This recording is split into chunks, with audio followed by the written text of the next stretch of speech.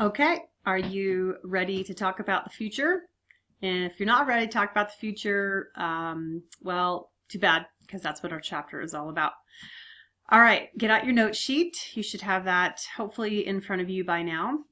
And we're going to start looking at the forms of the future and different ways to use the future, as well as different ways to express the future. So take a look at your screen.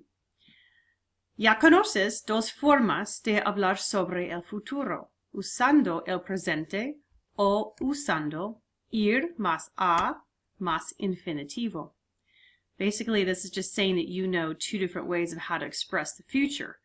Basically, you can use a present tense, or you can use ir plus a plus the infinitive. For example, mañana tengo una cita con el dentista. So we know this is in the future because it says mañana, mañana meaning tomorrow. And tengo is I have an appointment. This one here, vamos a crear una página web. We are going to create a web page. Now that indicates the future because it's saying what you are going to do. All right, let's look at the next point here. El futuro también puede ser expresado usando el tiempo del futuro. El tiempo del futuro indicates the future tense. Las terminaciones de los verbos en el futuro son iguales para los verbos regulares AR, ER, IR. So what this is saying is that the future tense, the brand new tense that we're learning right now, has the exact same endings for the AR, ER, and IR verbs. This is great because so far you've always had different endings for AR and ER and IR verbs.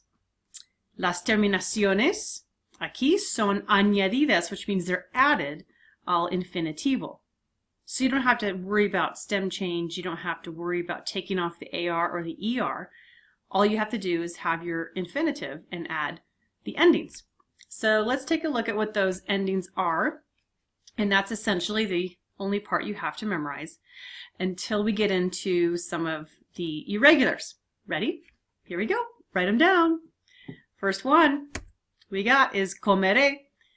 If you match it up, look at, this is an AR verb, the yo form, yo pasaré, I will pass. This one here, comeré, I will eat. So if pasarás is you will pass, what do you think you will eat? That's right, comerás means you will eat. Notice how we just use the infinitive form and then we add the ending to it. It's a breeze. Next one here, we have pasará, which means it will pass or he will pass. Comerá. Pasaremos, we will pass. What would we will eat? That's right, comeremos. Notice there's no accent there. Perfect. Then we have pasares, comeres. This is just to recognize the vosotros form. And then the ellos, ellas, ustedes form is comerán.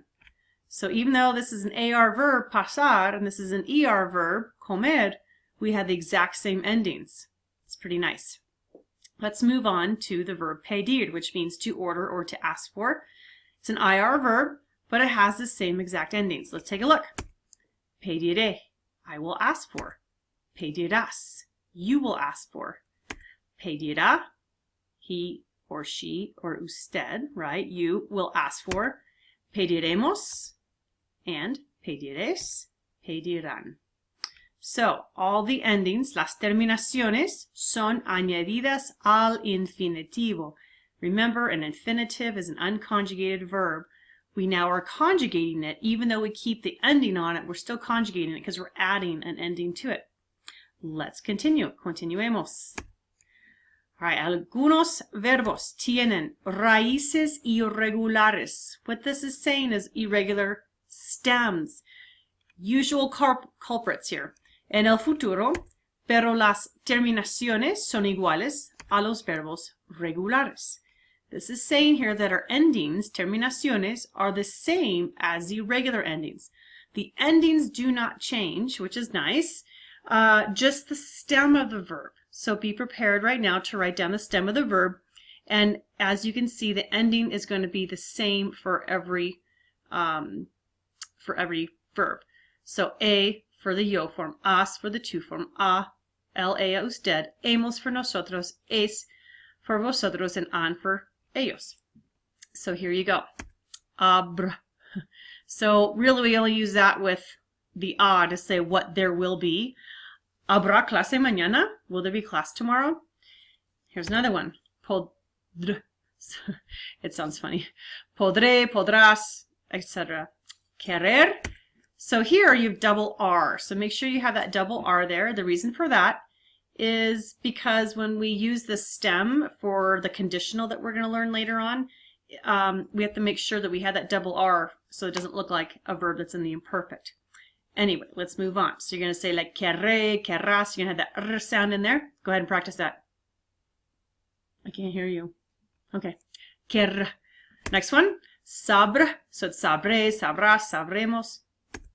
Pondrá, saldrá, tendrá, vendrá, dir, and ar. So as you can tell, what they do have in common is the letter R. Look all the way through. They all have the letter R. So there are some funny stem type changes here and additional letters that are added. So these right here, you do not use the infinitive form to put these endings on. You use this irregular stem. All right, moving on. We're going to practice this another time in class. So I'm just going to go through this really quickly. You don't need to copy it down because we're going to do it in class. All right, so why don't you move on to the futuro de probabilidad on your note sheet. So go ahead and find that. And it's just a little section talking about the future of probability and how we use the future to make guesses about where something must be or anytime you wonder about something. All right, we're right up here. En español se usa el tiempo futuro para expresar probabilidad, which I'm sure you can guess is probability. What's the probability of something? O incertidumbre. Incertidumbre is uncertainty. En el presente. All right, let's look at some samples here. This is what's really important to understand the context of this. So, ¿qué hora será? I wonder what time it is. So there's no word for to wonder. You can't look up to wonder and go, I wonder. The wonder is in the verb, is in the future. ¿Qué hora será? Serán las 6. No sé. Maybe someone doesn't have a watch. They don't have their phone. It's probably 6 o'clock. The probably, notice how we don't say probably in here anywhere. It's in the verb. It's in the ending, the future. All right, let's look at this. ¿Dónde estarán mis zapatos?